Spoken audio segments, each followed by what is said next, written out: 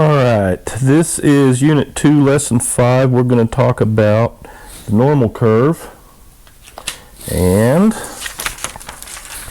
the normal curve, the basics.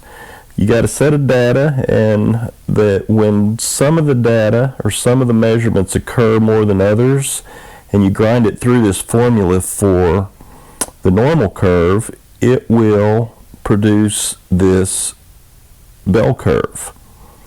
And you can think of a pie. That's the way I do this that makes it a little bit easier. If you have a pie, you have one pi, which is the same as 1 over 1 or 1.000 or 100%.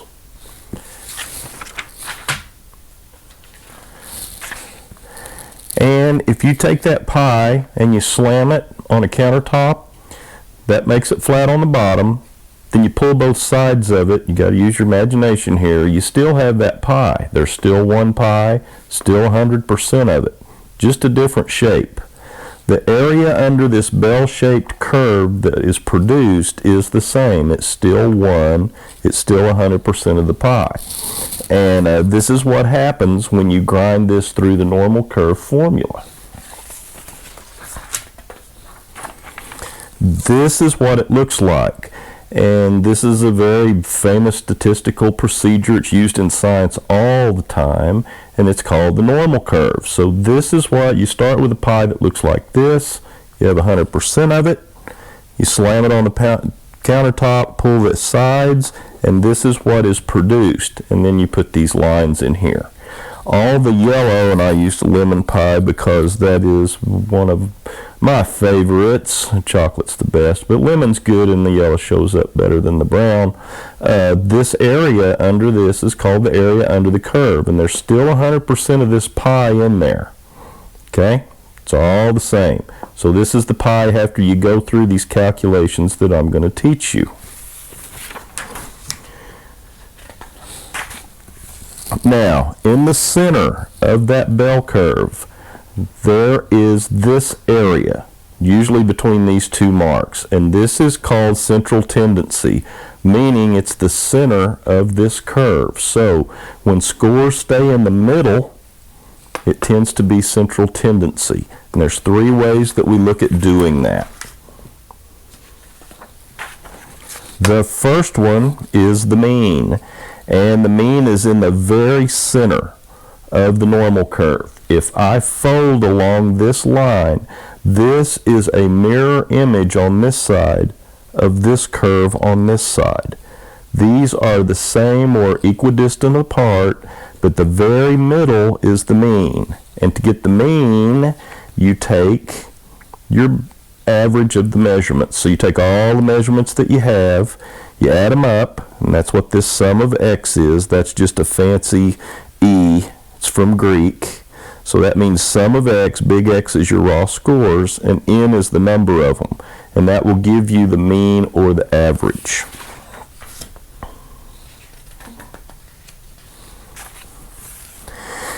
We also have the median. The median is the midpoint of a rank-ordered set. Now, this set, we have one measurement of 5. Let's just say that these are shoe sizes to keep it easy. One had a size 5. You had 2 kids that had a 4, a 3, 2 2s, and a 1. So you rank order them. Rank order means from greatest to least, or least to greatest. And then you go to the midpoint of it. So there's 1, 2, 3, 4, 5, 6, 7. So if I go to the middle of it, it would be 4 from either end. 1, 2, 3, 4. That 4th score is a 3, so that's the median. If you happen to have an even number of scores, and these numbers are different, you take the midpoint of these two numbers. So in this case, this is going to be a median of 3.5. So it's a little different.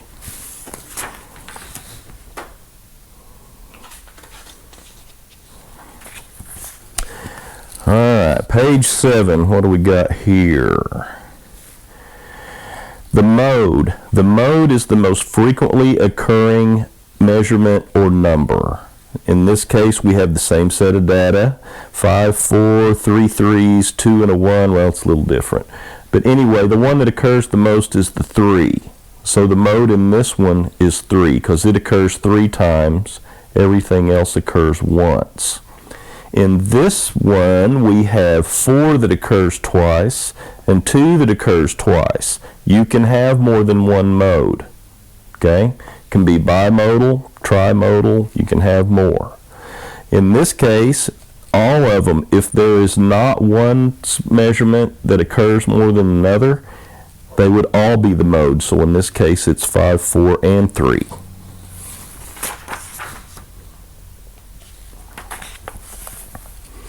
Standard deviations. Now, this is critical, and this is what we're going to learn to calculate later in the lesson. These marks that are on this scale, the very middle of it is the mean, and it is 0. Then when you move an equal distance each time, these movements happen when this line starts to come down and this line starts to break over. That's called a moment of inflection. And at the first, this is the first standard deviation on the right side of the mean, so this is positive 1.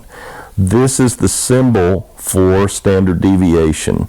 Some of the kids call it the cherry bomb. It's just lowercase sigma, but that is the standard deviation symbol.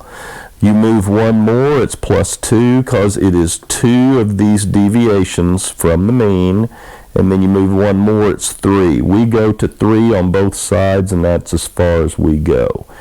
Notice that all of these are the same distance apart. They're all the same. And that's why they're called a standard deviation. So this is the symbol, and it's from the mean. Remember, the mean is the average, and it's in the middle of the diagram, or normal curve. All right.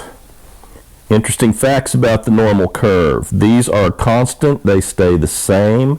Half of your data will always be on the left side. This is below the mean, okay, or below average. This is all of it that is above the mean. This is above average. Half of your data will be above this line. Half will be below this line. And it will be distributed on this graph. It's just a set of plot points in here, but it'll be the same on this side as it is on this one. So it's a mirror image. We can fold it right here, and it's the same, which is how I drew this on the paper. I drew half of it, folded it over, and traced it. Remember the means in the middle.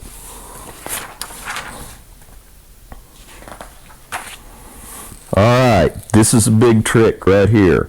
This is called the 68, 95, 99, 5 rule. What that means is the pi that you put into this shape between this line right here, -1 standard deviation, and +1 standard deviation, 68% of that pi falls between this line and this line.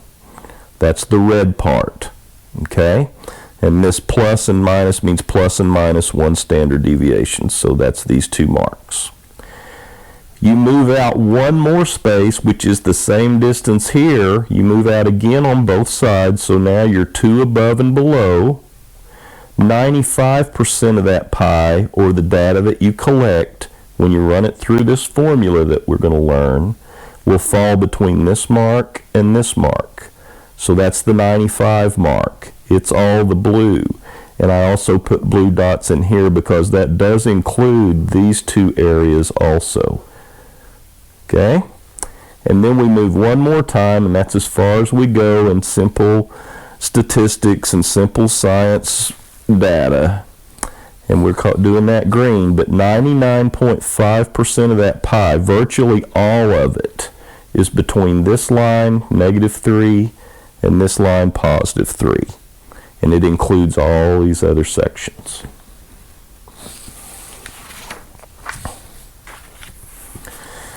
All right, so we can ask a lot of questions about this. Remember that you have the -3 here and the +3 here. So if 99.5% is between this line and this line, you have 0.5 that's left on this side and this side. But you have to divide that by 2 because there's just as much here as there is here. So only 0.25% of the pie is on this side of that line. Same thing over here. Only 0.25% of that pie is on the left side or beyond -3. Okay? And then, how much data is between plus and minus 1 standard deviation? That's this 68 number. Here's -1 and +1. 34% of it is here, and 34 is here. How much is between plus and -3? We've answered that. That's 99.5, the green number. How much is between -1 and -2? -1 is right here, and -2 is right here. 13.5% of the pie is between these two numbers. Okay? +1 and +3. If we go from +1 to +3, we add this 13.5 and this 2.25, and you get 15.75. Number 5, what is +1 and -2? So +1 is here. I'm going to put my finger there, and then we're going down to -2. So we would add everything between there. So it would be these two 34s, that's the 68, and then add a 13.5 to it, and that will tell you what is there. Plus and minus 2, that one's pretty simple. We're right back to 95. Okay? So we got -2 here, +2 here. How much is above the 0 or the mean? Remember, half of it is above, so half of the data, or 50% of it, is above the mean. 2, how much is above +1? Well, we would take 13.5, 2.25, and the 2.5. So 2.5 and 13.5 is 16, and 100 minus 16 is 84. So how much is above? 16%. That's right. How much is above +2? We take this 2.25 and another 0.25 above it. That's 2.5 total, and that's your answer. How much is above -1? We start right here. We add up the 34s, the 15, the 13.5, 2.25, and the 0.25. When you add those together, that'll tell you what's above -1. How much is above +3? +3 is right here. The answer to that one is the 0.25, because that's all that's left. And then on negative standard deviation, that's on this side, it's the same thing. There's only 0.25. No, I'm sorry. Above -3 is everything. So it is 99.75. Remember those. You'll see them on the quiz, some of them. All right, normal curve continued. How much is below? We're going to use the same trick. How much is below the mean? It's on this side of the line, it's 50. How much is below +1? We start here and add all the numbers together plus the 0.25 that's up there. Remember that one. Okay. Let's do this. How much is below +2? You start here, add all these numbers up plus this one. -1, go to here, add these numbers and that one. And then below +3 is right here. It's going to be 99.75 when you add all the numbers up. Okay. And below -3, it's here, it starts, so it's just 0.25, because that's all that's left. Okay. Now, let's see what else we got. The normal curve. Why do we do all this? What's the point of it? Well, you can now determine what is normal. And if you're doing something and you keep getting the same results, it's probably normal. But then if you get something else that's abnormal, that could be something that we did or something that's causing that. that's not normal. And that's why we study it. Alright, the calculations part. Now we start getting into the calculator, and it's a good time to have a calculator. You need one. Alright, we're going to do an exercise on shoe size to keep it kind of simple. And then we just randomly selected 9 students. Everybody had the same chance. And we took these 9 students, asked them what their shoe size were, and this is what we have. We have a 5, an 8, a 9, an 8, a 7, a 6, a 7, a 7, and a 6. So that's our 9 sizes. This is called raw data. Alright? This goes in the X column of the normal curve. Let me find my sheet over here that I worked on. I'm going to have to shake around here a little bit. But we can do this. Maybe. Gotta move some books. Here we go. Alright, we're gonna do this in two places here. Like this. That'll work. Alright, so we're gonna go in the X column, and in that X column we're going to rank order those. So we had 9s, we have a 9, we have an 8, 7s, 6s, and 5s. There's 1 9, so we put 1 in the frequency column. There are 2 8s, we put 2 in the frequency column, or the F column. I'm getting ahead of myself. Let me get the next sheet up here. Okay. And then there's 3 7s, 2 6s, and 1 5. Okay? The F at the top of the column stands for frequency. So this is the frequency column. At the bottom of the F column, which is right down here, you've got the sum of, again, that Greek letter, the E. And what that means is add that column up. So 1 plus 2 plus 3 plus 2 plus 1 is 9. And we put that in there in the blank at the bottom of the column. Okay, again, remember that sum of is the symbol. This is the symbol for sum of, and that just means add the numbers up. So we're adding all the numbers in this column, putting it right there.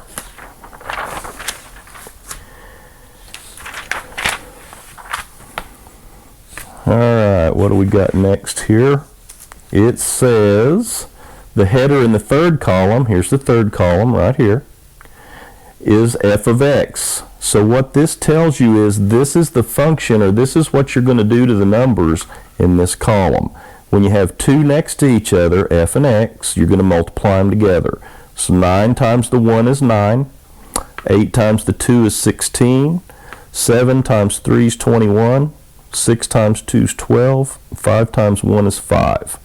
Notice at the bottom of this column we have a sum of f of x. So we add these numbers together. When we add them together, we get 63. Okay? Remember, this means sum of. We can now calculate the mean, and that's what we should do next. So for this study, you divide right down here, sum of f of x, that's this 63, it comes right here. N is 9, and it is equal to this sum of f. We say that right here under helpful things. So this number 9 and n over here, that's where this comes from. 63 divided by 9 is 7.000. These are what are called nice numbers, as my college math instructor used to say. Nice lady. Most of the time these are decimals and they get kind of weird, but we're trying to do this as simple as possible right now. Okay, so remember m's the number of measurements. And in our case, it is 9. So that's where that 9 came from. The 63 right here came from adding this column up. That's where this number, this is the name of that number. That's all you have to remember.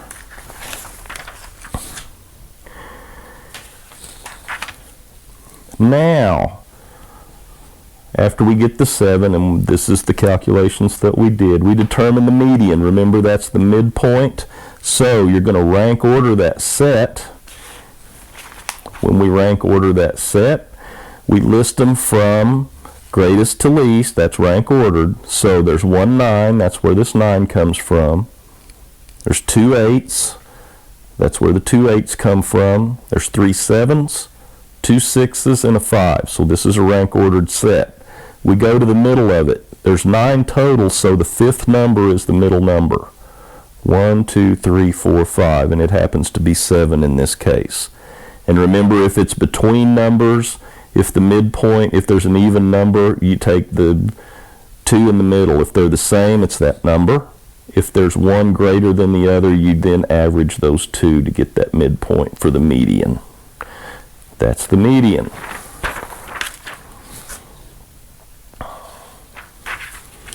Now the mode. Remember, the mode is the most frequently occurring score.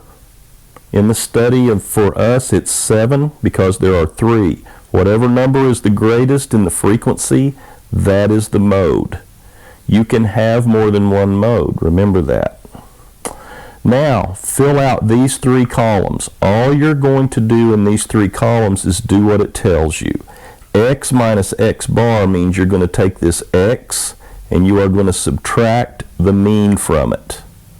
So 9 minus 7 is 2. That's where that 2 comes from. 8 minus 7 is 1. 7 minus 7 is 0. 6 minus 7 is negative 1. 5 minus 7 is negative 2. When you add this up, it adds up to 0. That's why we don't put that down here. Now, the next column is X minus X bar. That's this number, and you're going to square it. 2 squared is 4. 1 squared is 1. 0 squared is 0. Negative 1 squared is 1, and negative 2 squared is 4. The reason you square it is to get rid of these negatives. It now makes it the same. It's just an absolute value of how far these numbers are from the mean, because sometimes it's better to be above the mean, sometimes it's better to be below. Okay? Then the last one, we do the frequency. So we take this number and we multiply it by the frequency. In this case, it's 1, so 4 times 1 is 4. This is 1 times the frequency of 2 is 2. 0 times anything is 0. 1 times 2 is 2. And then 4 times 1 is 4. We add this column up because here's the sum of again. So the sum of f of x minus x bar squared is 12. And we need that number. Okay? Be sure that you round to the 3rd decimal place. And that's why it says right here to round to the 3rd. That's where we go to. After we finish that, we can now calculate the variance. So the variance is right here. The sum of f of x minus x bar squared is this number. That's that 12. That's where that comes from. N minus 1 is this n. 9 minus 1 is where the 8 comes from. 12 divided by 8 is 1.5. 1.5 is the variance, and that's just the name of that number. You take the standard deviation, and this is a big deal. All the standard deviation is the square root of this variance. So you put 1.5 in your calculator, push that square root button, and you're going to get 1.225. That is the standard deviation in this case. We want to put that right here. Okay? Be sure to round to 0.001. It's important. Alright, we're getting close, buckaroos. We're getting close. Well, if my paper would stay up here. We're going to have to do something different with this next time. Alright, we're going to calculate the z-score column. The z-score column is out here at the end. The z-score tells you where you're at on the normal curve graph. It tells you where you're at on that line. And to do it, you take x minus x bar, that's these numbers, this line. The negatives start coming back into play, and that's why you use this line. You divide it by the standard deviation. So, 2 2 divided by 1.225 will give you positive 1.633. The next one is 1 divided by this number gives you 0.816 positive. 0 divided by anything is 0. On the other one, now we have negative 1. We'll wait for the clock to quit. Alright, we now have negative 0.816. And then for 5, which is here, you use the negative 2, divided by 1.225, you get negative 1.633. Now, notice these numbers are the same, they're just different. One's positive, one's negative. Same here. That is because if you look at these numbers, 7's the middle. 8 and 6 are equidistant from 7. They're 1 away.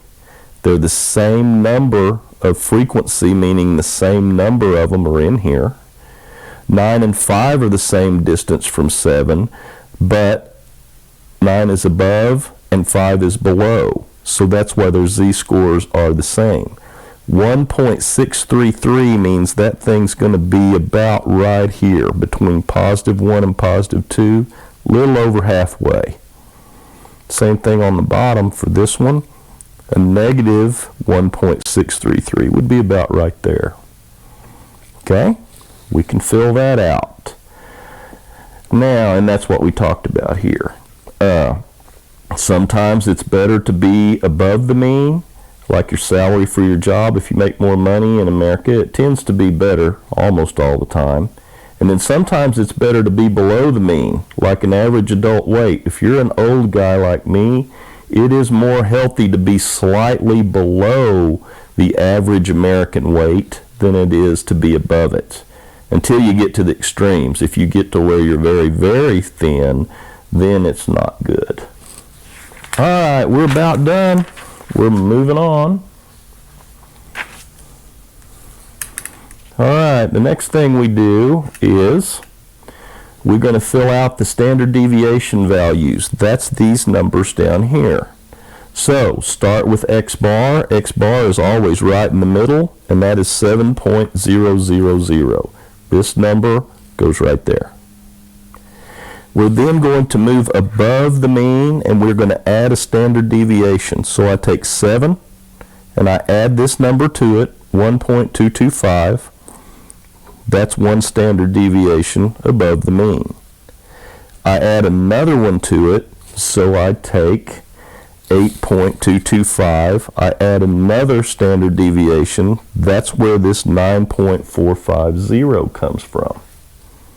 And if I add one more, add this number to it again, that's where this 10.675 comes from.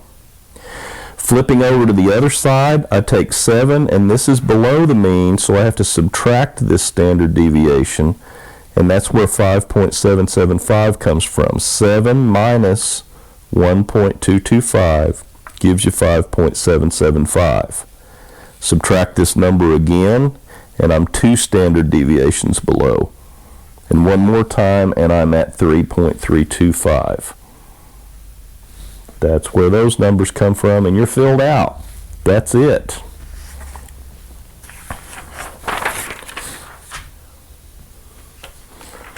Okay, so, and this is what we did. If you need to see it again, if I went too fast, here it is in text form. So this is just what I did, and it's written out, okay? And now you're finished. So, very good job. And then tomorrow on our next lesson, we're going to complete a practice exercise in the next lesson, along with the Bunsen burners this time. So, that's what we're doing, and I will see you guys tomorrow.